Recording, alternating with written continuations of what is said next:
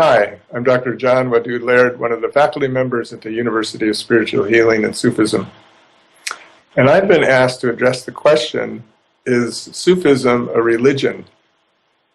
And I honestly have no idea what the answer is to that question, because I'm not even sure what's behind it or what is a religion. So let me address it this way.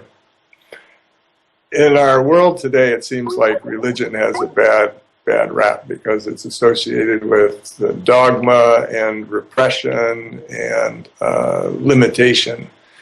And so many people say, well, I'm not a member of religion, but I'm spiritual. And that recognizes that every human being has a spiritual nature, a natural inclination towards spirituality if they're given that freedom. And so there are many people in the world that find the formal religion as being too restrictive. And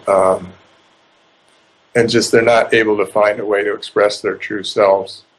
So how does Sufism fit in this? I mean, Sufism is a deep expression on the one hand of Islam. So for people who are looking for, we have actually many students who are born into Islam from around the world who are actually finding the truth and the beauty and the real richness that's in Islam through the teachings at the University of Spiritual Healing and Sufism.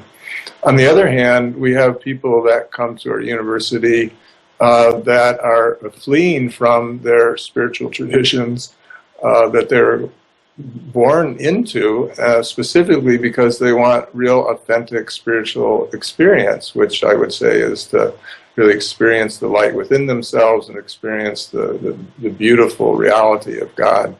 And so they find that at the university. Just yesterday I was teaching a class to one of our year 2 students, and I asked the students, what do you find as the essence of the beauty here and what you've received? And one of the students said, when I was 16 years old, all I wanted to know was, how did Jesus heal?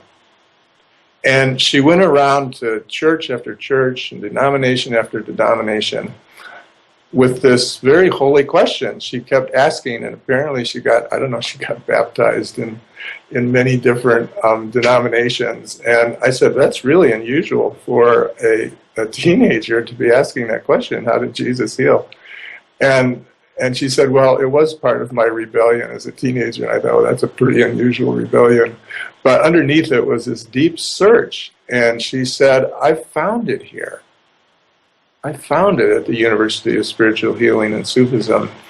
And I said, well, you probably don't know this, but 5 or 6 years before you started at the university, our guide, Sidi Muhammad al-Jamal, who would bring, each year he'd bring a special healing technique, if you would, and he'd teach it to us. And one year he came and he said, this year I'm going to teach you how Jesus healed.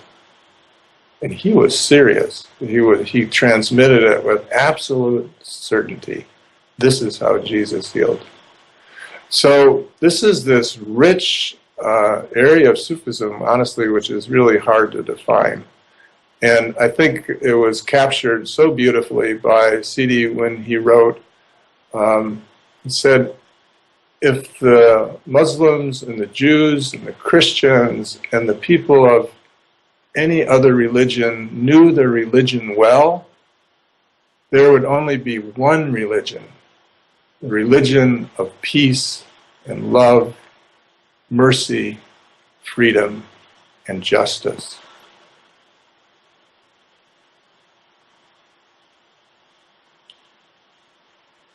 Alhamdulillah.